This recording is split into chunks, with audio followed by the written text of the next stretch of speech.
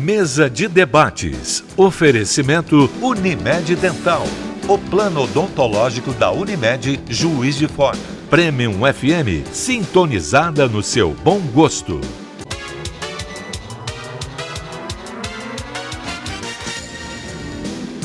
Olá, hoje é terça-feira, está começando mais uma mesa de debates aqui pela TV Juiz de Fora, 11 de setembro. Eu gostaria de agradecer a sua participação, a sua companhia, que já no início do nosso programa de hoje já te faço um convite para a gente ficar junto até meio-dia. Hoje a gente conversa sobre uma iniciativa que incentiva os participantes a aplicarem a filosofia na rotina, nas soluções das questões cotidianas. A gente conversa também sobre um curso que forma profissionais para cuidarem dos nossos idosos.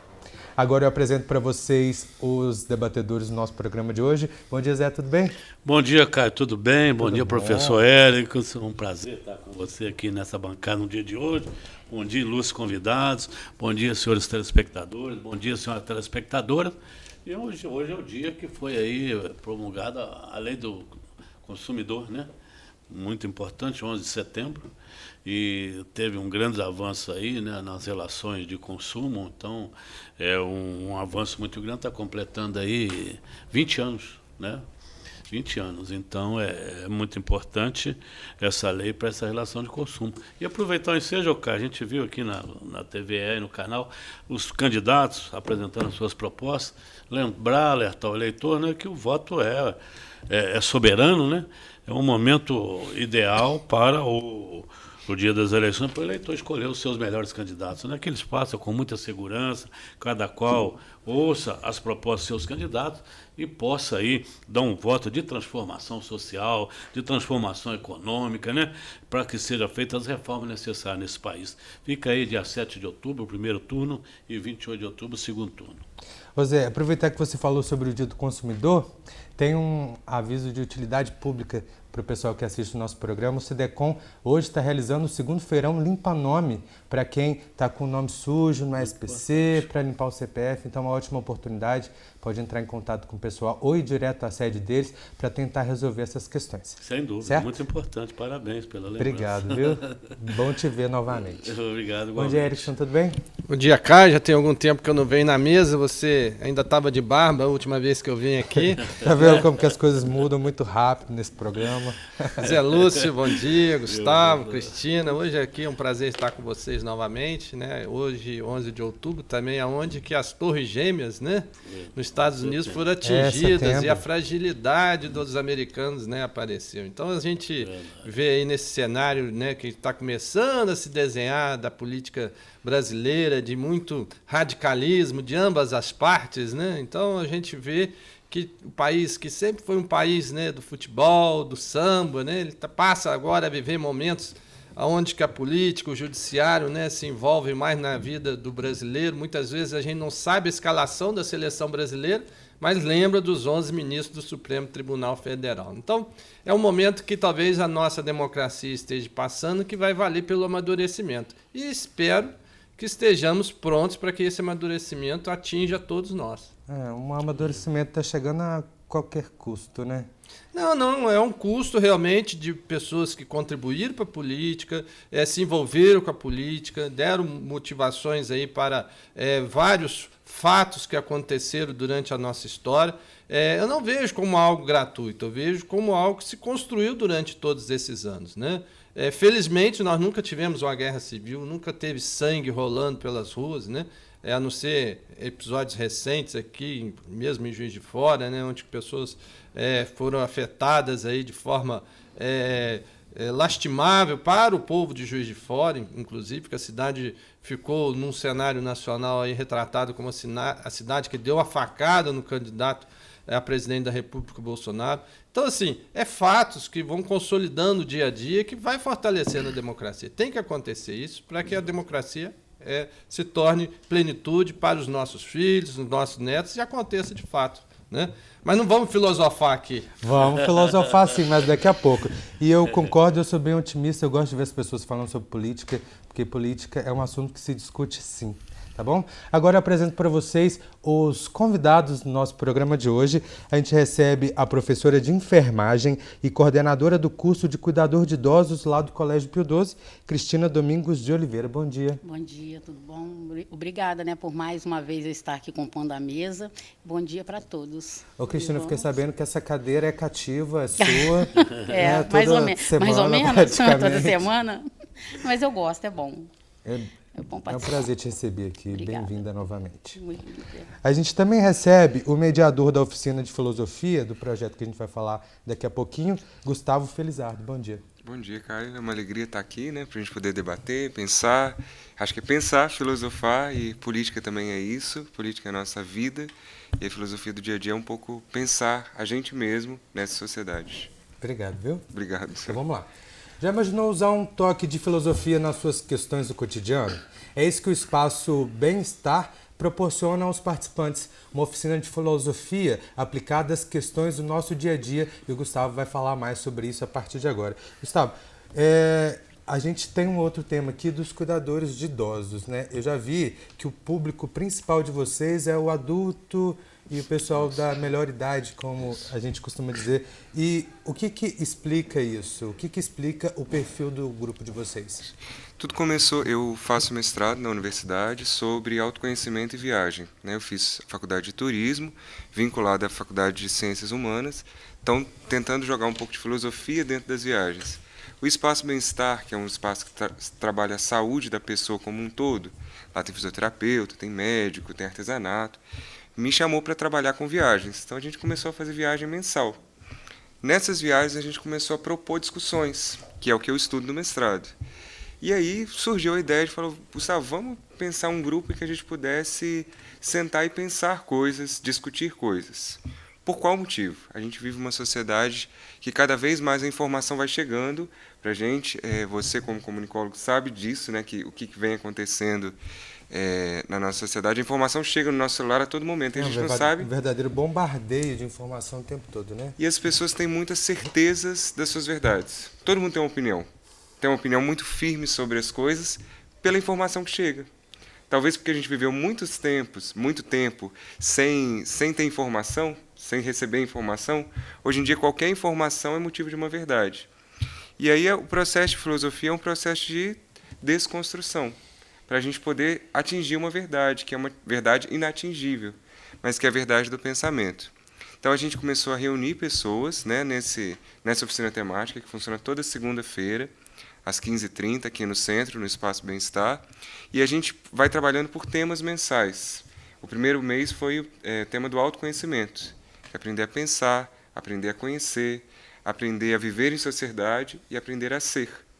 E nisso as pessoas vão descobrindo questões que, às vezes, verdades que elas acreditavam não são tão verdades assim, né? Às vezes, posições que as pessoas tomavam não são posições tão firmes.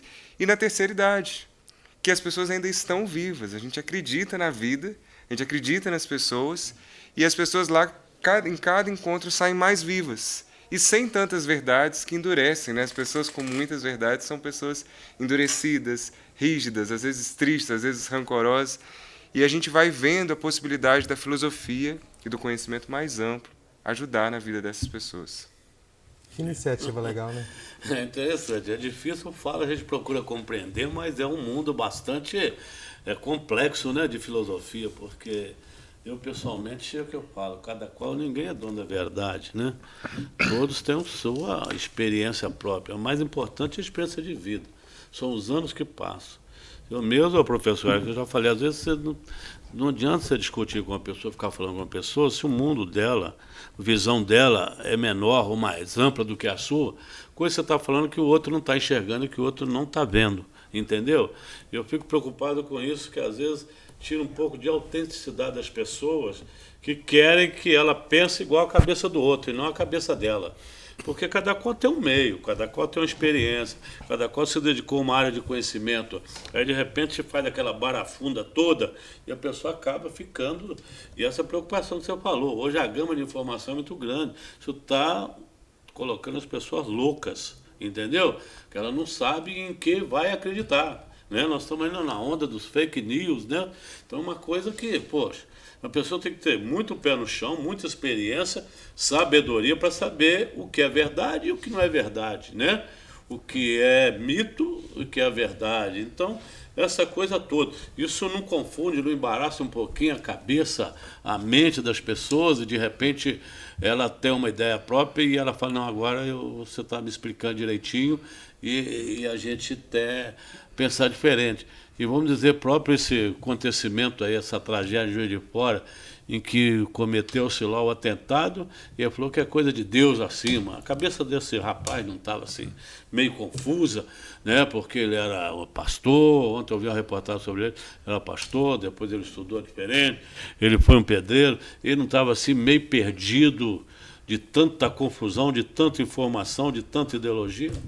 Na verdade, ideologia é uma coisa muito mais ampla, né? Mas o que a gente tenta trabalhar na filosofia é algo muito simples. Filosofia é algo muito simples. As pessoas acham que sabem o que é filosofia, mas a gente não sabe. Filosofia é algo que a gente pratica a todo momento quando a gente se propõe a pensar o porquê de algo, o porquê que aquilo aconteceu. E não dá, antes de pensar o porquê ou os porquês, dá já a nossa posição. Uma coisa que a gente tem pensado muito junto lá, porque é um compartilhamento de ideias, não uma imposição de ideias, porque bons professores não fazem isso, e na universidade eu passei por isso, bons professores que me ajudaram a ser críticos nas ciências humanas, no Instituto de Ciências Humanas, é a questão da alteridade. Reconhecer que o outro ser humano, mesmo que ele seja muito diferente, é tão ser humano quanto eu. Seja ele negro, seja ele pobre, seja ele gay, seja o que ele for, ele é tão ser humano quanto eu. E que observa o mundo de uma forma, de um olhar diferente. O olho dele vê o mundo de uma forma, o meu olho vê de outra. Mas a gente precisa dialogar sim, porque a gente vive numa mesma sociedade. Então, essa nossa capacidade, a gente estava conversando sobre a questão de ser animal, mas existe uma grande diferença entre nós e os animais, a capacidade de raciocínio, a capacidade de inteligência, a capacidade de pensar e conhecimento crítico sobre as coisas. E nós estamos numa mesma sociedade. A gente precisa aprender a viver nessa sociedade. E a filosofia precisa ajudar, né, a gente a pensar no outro que é diferente, mas também é igual. Por mais que o outro cometa algum ato muito pesado, ele é diferente, mas ele é igual. Ele precisa, talvez eu tenha uma experiência que possa contribuir com ele. E a filosofia precisa, tanto no ensino médio quanto em qualquer lugar. E na terceira idade, o mais impressionante, né, que mais me impressiona das pessoas quererem estar lá para me ouvir, que são um menino de 28 anos. Estou fazendo um mestrado agora. Mas eles estão lá para me ouvir também, e eu ouvi-los, mas sem preocupação com o diploma, sem preocupação de sair com um certificado, porque é a nossa sociedade que cada vez mais quer especialistas, né? Você é especialista em quê? Você fala de onde? Ali pelo puro conhecimento, por conhecer. Mas, Gustavo, eu aqui até de forma provocativa, no início eu falei assim, então vamos filosofar. Porque existe um conceito até pejorativo de que a filosofia, né, você discute e não te leva a algo concreto, né? O Zé Lúcio foi muito feliz que ele colocou a complexidade que existe, porque a partir do momento que tira uma identidade sua, te tira seu chão, você fica atordoado enquanto indivíduo, né? E aí, como é que você convive com esse processo? Ou seja, como é que você conduz para que as pessoas que participem desse momento, elas possam conviver com essa realidade? Ou seja, te tirar o chão delas, tirar uma verdade delas, né? E rediscutir toda uma história novamente. Bom, polemizou, hein? Você não pede que eu repita no próximo bloco, não. Isso aí. Esse é o meu desafio para você. Bom, eu vou ter que interromper rapidinho, tá? Vai pensando aí na sua Repetir resposta. só na reprise, 18 horas. Né? Bom, a gente agora vai para o primeiro intervalo do nosso programa de hoje, mas já voltamos com a mesa de debates aqui pela TVE Juiz de Fora.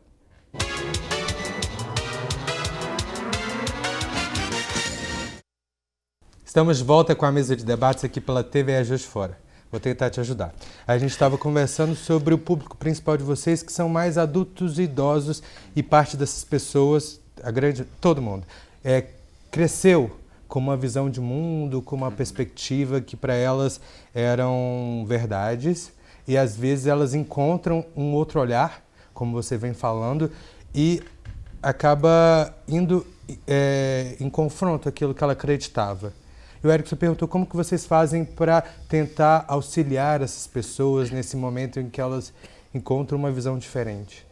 Na verdade, a gente entende muito pouco o que é filosofia. Porque a filosofia é uma das primeiras ciências, né? Então ela tem métodos.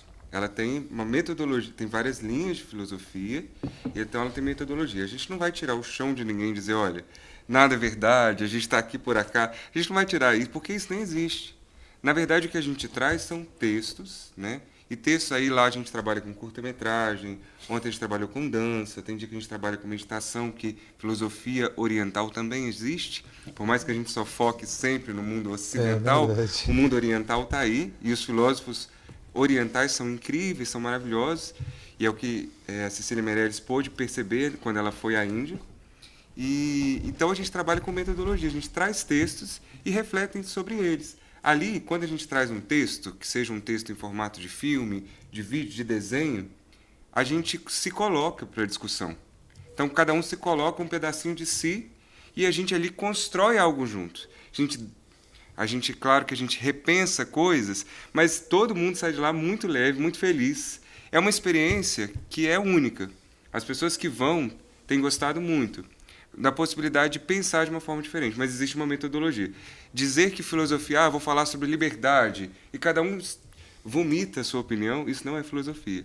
Filosofia tem método. Tem gente que já pensou antes da gente. Então a gente precisa olhar quem pensou, como pensou, e aí a gente vive uma crise da questão da política, porque as pessoas vomitam o que pensam, por ter lido em qualquer lugar, qualquer coisa.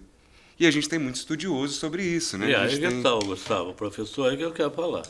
Quer transformar a pessoa num pensador. Não é o pensador Cláudio. Então quer transformar que as pessoas passem a pensar. Entendeu? Não agir, que ela passe, que ela tenha condição, que ela tenha um cérebro, tenha uma inteligência e passe a pensar, o pensador. Né? E agora, na realidade, desculpa ter te interrompido, mas eu queria fazer é o seguinte, dentro da filosofia, dentro dessa complexidade toda, a gente sabe que a gente vive num universo aí, no espaço sideral. Eu acho que o planeta, os elementos da natureza nos influenciam, o clima nos influencia no nosso comportamento e na nossa maneira de pensar. Isso, para mim, é uma coisa muito clara. A gente tem que se identificar muito com o meio ambiente e tudo mais. Eu, por exemplo, constato que tem muitos escritores que moram aí em balneários, ele tem uma certa maior facilidade em ser escritor, em desenvolver o seu pensamento filosófico e tudo mais.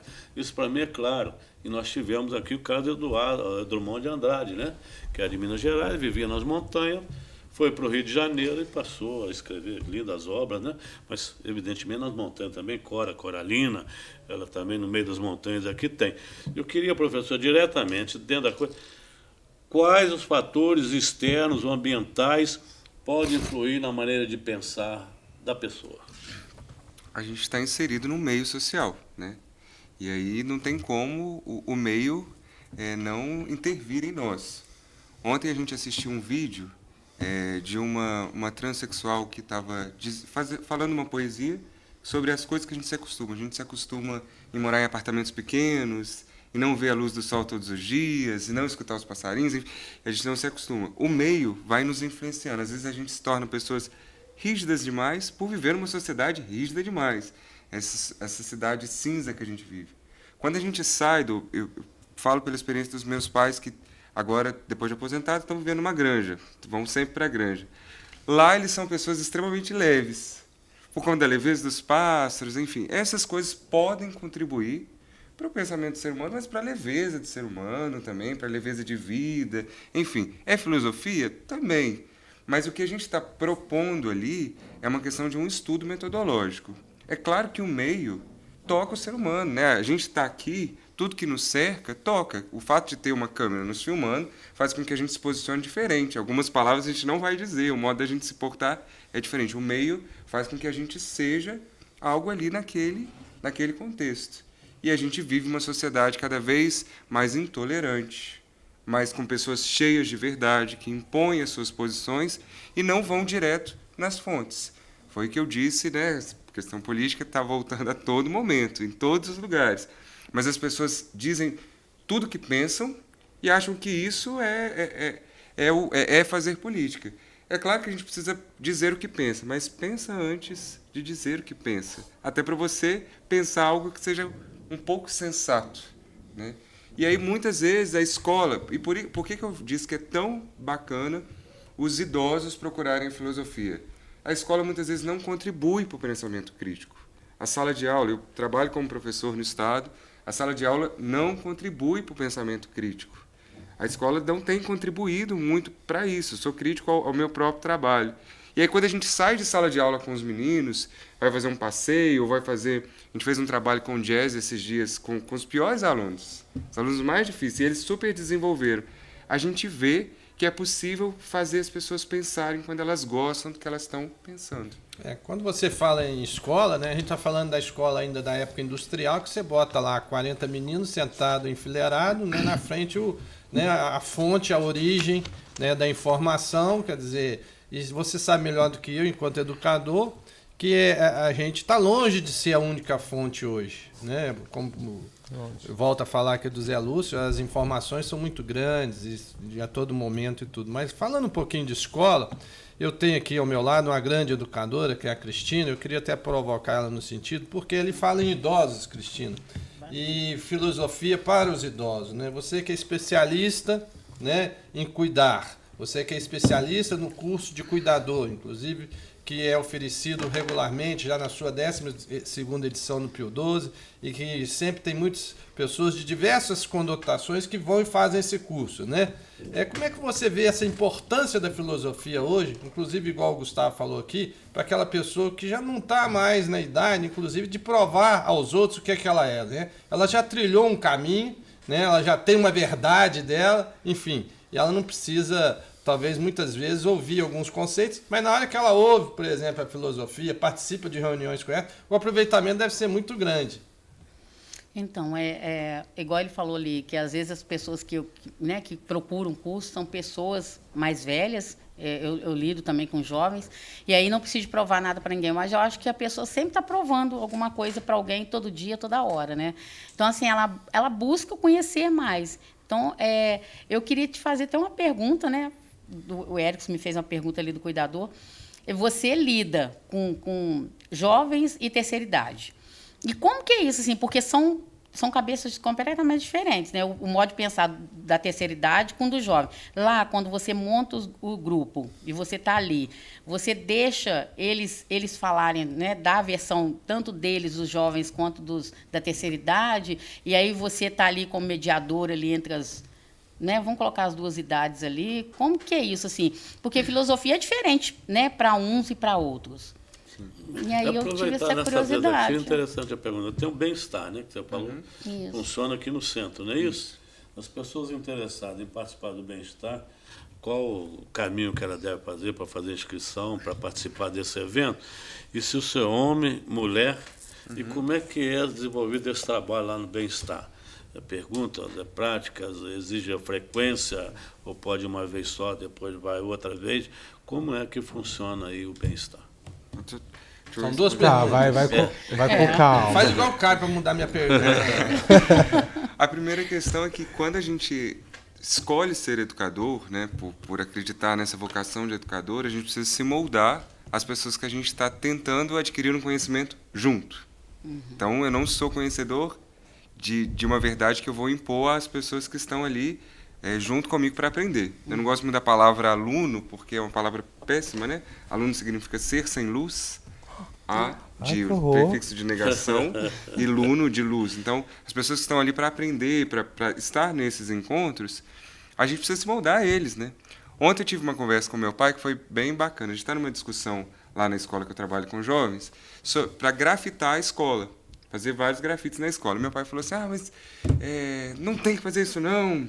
O meu pai é policial, etc. Não tem que fazer isso não. É um absurdo, não sei o quê. Eu virei e falei assim. Ele falou, mas porque a escola não é lugar disso. Eu virei e falei assim, escola é lugar de aproximar os alunos da escola.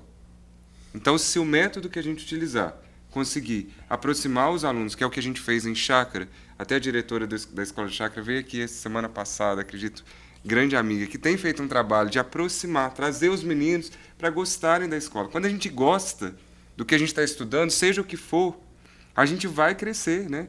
Porque a primeira vez que eu disse que eu queria fazer filosofia, depois fazer turismo, todo mundo me disse, mas vai fazer uma outra coisa que dá dinheiro. Não importa muito o que você faz, isso pode parecer uma filosofia banal do dia a dia, mas não importa, o importante é você estar apaixonado pelo que você faz. E eu sou muito apaixonado pela educação. Então, dou aula para criança de manhã, dou aula para jovem à tarde e tenho os idosos que eu viajo com eles e faço essas aulas de filosofia com eles. Mas, na verdade, não são eles que precisam se moldar a mim, mas eu preciso me moldar a eles a cada momento, né? Porque, e ouvi-los. Na verdade, a aula está com eles, não comigo. O domínio da aula está com eles, não comigo. Eles têm conhecimento que eles trazem. As crianças, os jovens. As crianças são as melhores. São as melhores perguntas. Os melhores. As crianças são muito mais inteligentes que nós. É isso que eu fico me questionando. Já vou voltar para essa pergunta, mas você tocou nesse assunto, que a impressão que me dá é que às vezes a gente poda a criança, que ela tem um potencial filosófico muito grande, porque a criança é questionadora, ela pensa nas coisas, às vezes ela vê a mesma coisa com uma outra perspectiva. Você acha que isso acontece? Ô, Caio, você quer ver que incongruência, que mais inconsequência que a gente está tendo nos últimos tempos? A criança tem um celular, a escola proíbe ele de usar o celular, a escola fica antipática com aquilo ali, ele convive com o celular. O educador hoje, ele está perdendo a grande chance, entendeu? De se juntar, né? de ser amigo, de estar próximo do seu educando.